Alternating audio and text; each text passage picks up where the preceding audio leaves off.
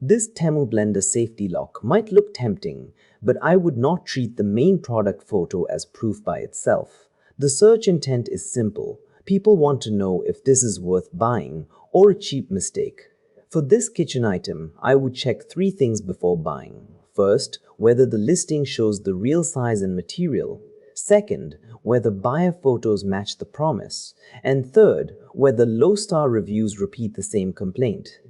The first red flag is that thin materials and weak motors are the cause. If the listing only has polished images and vague claims, I would wait or compare it against an Amazon listing with clearer reviews.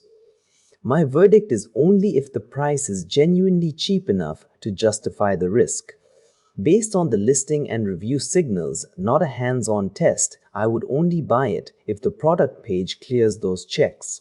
Comment your country and the next Temu product you want checked, and I will run the same buyer research filter before you waste money on it.